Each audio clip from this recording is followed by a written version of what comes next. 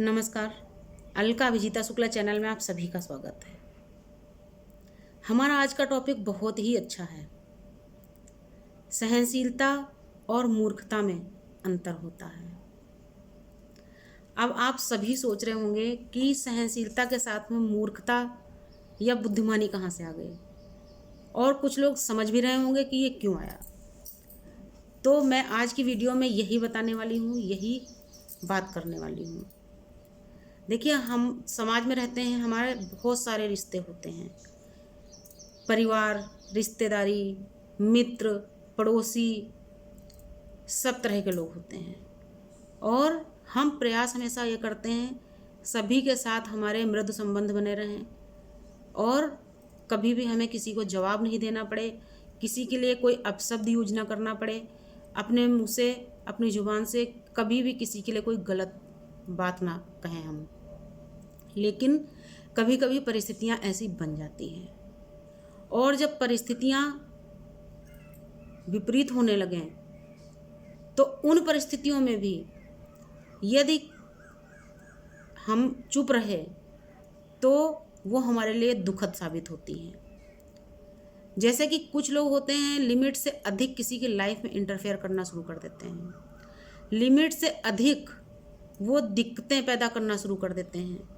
जब भी आप कोई काम करते हैं वो बीच में टांग अड़ाना शुरू कर देते हैं। लेकिन हर बात को धीरे धीरे अवॉइड इसलिए किया जाता है कि शांति बनी रहे और व्यवहार खराब ना होने पाए, रिश्तेदारी खराब होने ना पाए। लेकिन कब तक? हर चीज़ का एक दायरा निश्चित होना बहुत ज़रूरी है, क्योंकि उस दायरे से बाहर जब कोई निकलता है तो उसको सावधान कर देना भी बहुत ज़रूरी होता है। उसको रोकना अत्यंत आवश्यक हो जाता है। कुछ शुरुआत में जब मेरी शादी हुई तो उस समय ये, क्योंकि मैंने झेला और फिर मैं उस परिस्थिति से बाहर भी निकली, और बहुत ही अच्छे से मैं बाहर निकल आई। मुझे किसी से बैर भी नहीं करना पड़ा। बैर तो जो लोग मानते हैं वो मानते रहेंगे, लेकिन मैंने अपनी तरफ से नहीं किया ऐसा। क्योंकि जब मैं शुरू में शादी होकर आई थी, कुछ ऐसे लोग थे जिनका हमारे परिवार पर, हमारी लाइफ में, हमारे घर पे किसी तरह का कोई अधिकार नहीं बनता था। उनके साथ हमारा कोई रिश्ता नहीं है, सिर्फ आना जाना था। लेकिन उसके बावजूद भी वो हर वक्त परेशान करने का प्रयास करते थे, मेरे परिवार में फूटन डालने का प्रयास करते थे, और ख़ास करके वो मेरी पर्सनल लाइफ में इंटरफेयर करने का बहुत प्रयास करते थे और करते थे। धीरे धीरे करके समय बीतता गया, लगभग 3.5 साल बीत गए, और मैं अपने हस्बैंड से जब भी बताती थी, उनको पता भी था कि ऐसा होता है। लेकिन मेरे हस्बैंड एक बहुत ही सज्जन इंसान है, वो निहायती अच्छे इंसान हैं। वो अपनी ज़बान से कभी किसी को गलत बात नहीं कहते। तो वो मुझसे भी ये कहते थे, कोई बात नहीं है, जिसके पास जितनी बुद्धि होती है वो उतनी ही बात करता है। लेकिन कुछ लोग ऐसे होते हैं कि उनकी बुद्धि को यदि आपने खुद ठिकाने नहीं लगाया तो उनकी बुद्धि कभी ठिकाने नहीं आती, और उनकी बुद्धि के चक्कर में आप दुखी जीवन बिताने लगते हैं। क्योंकि पर्सनल लाइफ में जब कोई इंटरफेयर करने लगे, पर्सनल लाइफ क्या है? आपका आपकी पत्नी के साथ रिश्ता, किसी एक पत्नी का उसके पति के साथ रिश्ता, क्योंकि हस्बैंड वाइफ से ज़्यादा पर्सनल कोई रिश्ता नहीं होता है। तो इस रिश्ते के बीच में जब कोई इंटरफेयर करना शुरू कर दे तो कभी चुप नहीं रहना चाहिए। और मुझे भी चुप रहते रहते करीब 3.5 साल बीत गए थे। लेकिन मैं सिर्फ अपने हस्बैंड के लिए चुप रहती थी, क्योंकि मैं समझती थी कि यदि मैंने कुछ बोला तो इनकी इंसल्ट होगी।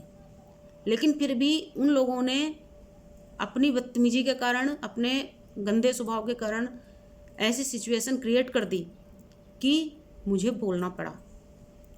और मैंने उनसे किसी गलत भाषा में नहीं बोला, कुछ भी नहीं कहा मैंने उनसे गलत, लेकिन बहुत ही उनसे मृदु भाषा में, बहुत ही नॉर्मल तरीके से मैंने उनको एक सख्त लहजे में समझा दिया कि यदि अब आप सुधरे नहीं तो फिर मैं आपको दूसरी तरीके से सुधार दूंगी, और बहुत अच्छी तरीके से मैं आपको समझा दूंगी। फिर आप किसी की लाइफ में इंटरफेयर करना भूल जाएंगे। उसका नतीजा ये हुआ, थोड़ी सी मैं बुरी तो बनी, थोड़ी नहीं, मैं बहुत ज़्यादा बुरी बनी। हालांकि उनके लिए तो मैं बहुत ज़्यादा बुरी हूँ, लेकिन मेरी अपनी लाइफ सही हो गई। क्योंकि जब बात बात में कोई आपकी लाइफ में इंटरफेयर करता है तो आप कितना भी प्रयास कर लें, लेकिन दिमाग में कहीं ना कहीं वो टेंशन बनी रहती है। और जब आपके दिमाग में हर समय टेंशन रहेगी तो आपकी लाइफ पर उसका बहुत ही बैड इफेक्ट पड़ता है। इसलिए सुधर जाइए।